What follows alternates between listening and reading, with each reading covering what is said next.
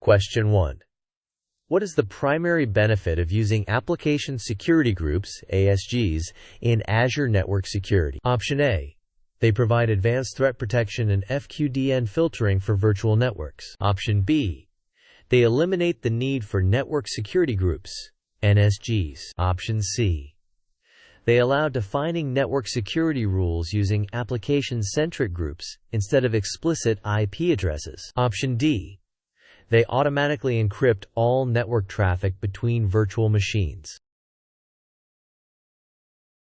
The correct answer is, quote, they allow defining network security rules using application-centric groups instead of explicit IP addresses. Here's the explanation. ASGs simplify network security management by enabling you to group network interfaces, NICs, by application role, and then use these groups as sources or destinations in Network Security Group, NSG, rules, abstracting away individual IP addresses. Question 2.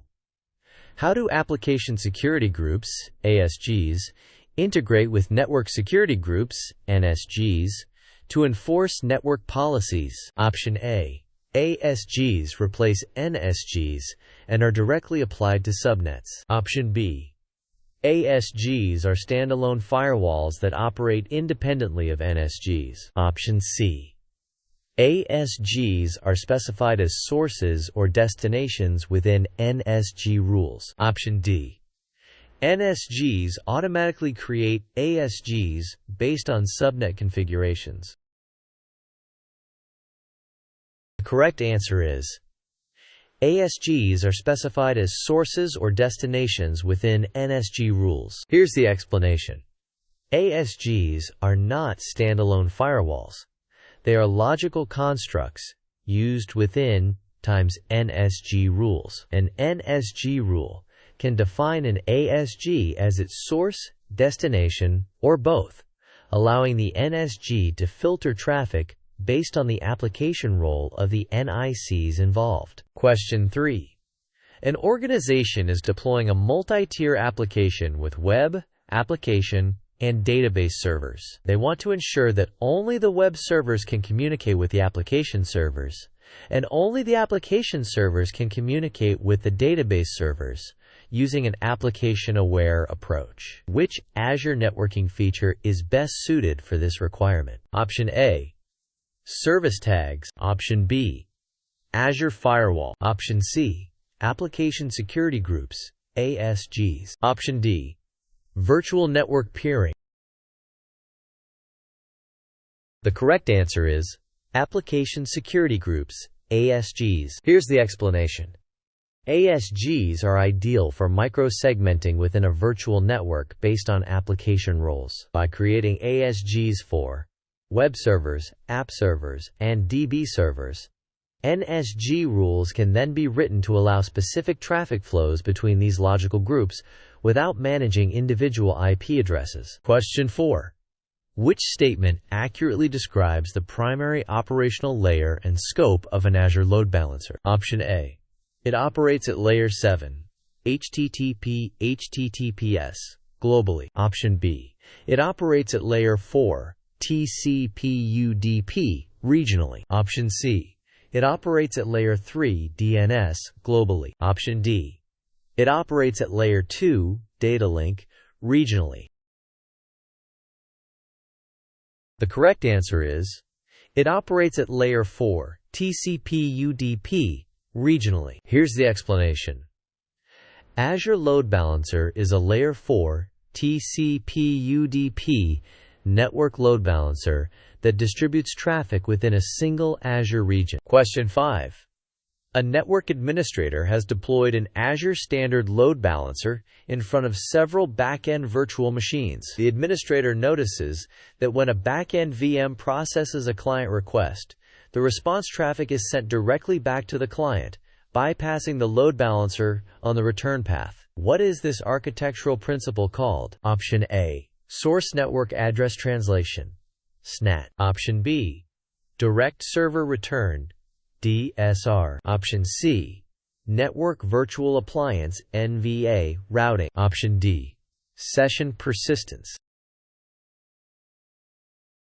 The correct answer is Direct Server Return, DSR. Here's the explanation. Direct Server Return, DSR, is a key principle of Azure Load Balancer, where the back-end instance sends response traffic directly back to the client, optimizing performance and reducing latency. Question 6.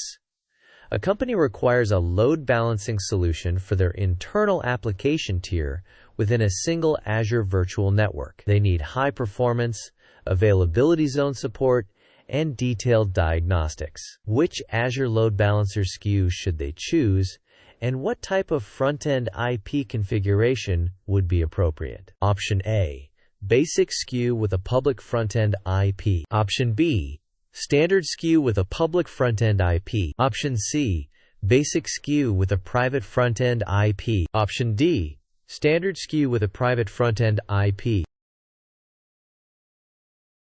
The correct answer is Standard SKU with a private front-end IP. Here's the explanation.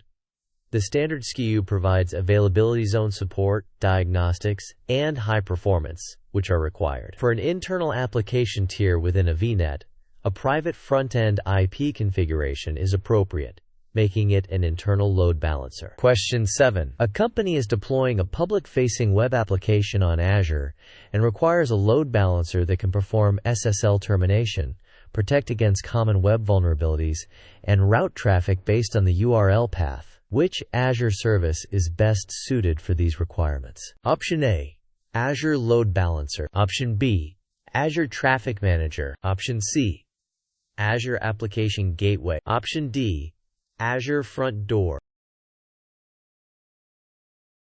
The correct answer is Azure Application Gateway. Here's the explanation. Azure Application Gateway is a Layer 7 HTTPS load balancer specifically designed for web applications. It offers SSL termination, Web Application Firewall (WAF) capabilities to protect against common web vulnerabilities, and URL path-based routing. Azure Load Balancer A is Layer 4 and lacks these features. Azure Traffic Manager B is a DNS-based global load balancer and does not inspect HTTP traffic. Azure Front Door D also offers these features but is a global service, whereas Application Gateway is regional. For a single region deployment, Application Gateway is the direct fit. Question 8. Which of the following features is a key differentiator of Azure Application Gateway compared to Azure Load Balancer? Option A, distributing traffic across multiple virtual machines. Option B, providing a static public IP address. Option C, operating at Layer 7, application layer, and offering Web Application Firewall, WAF, capabilities. Option D, supporting both TCP and UDP protocols for load balancing. The correct answer is operating at Layer 7, application layer, and offering Web Application Firewall (WAF) capabilities. Here's the explanation. Azure Application Gateway operates at Layer 7, HTTPS, and provides advanced features like Web Application Firewall (WAF), SSL termination, and URL-based routing. Azure Load Balancer operates at Layer 4, TCP/UDP, and focuses on basic traffic distribution. Both can distribute traffic A and provide static IPs, BV2 SKU for App Gateway, standard for LB, and Azure Load Balancer specifically supports TCP/UDPD. Question 9. A company hosts several web applications on different back-end services within the same Azure region. They want to use a single application gateway instance to serve all these applications, directing traffic to the correct back-end based on the incoming request's domain name. Which application gateway feature enables this scenario? Option A, URL path-based routing. Option B, session affinity. Option C, multi-site hosting. Option D, health probes. The correct answer is multi-site hosting. Here's the explanation. Multi-site hosting allows an application gateway to host more than one web application on the same gateway instance.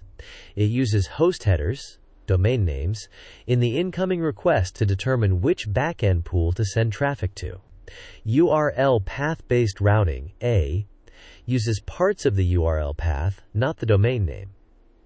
Session affinity, B, ensures a client's requests go to the same backend server. Health probes. D, monitor backend health. Thanks for watching. Please subscribe to my channel.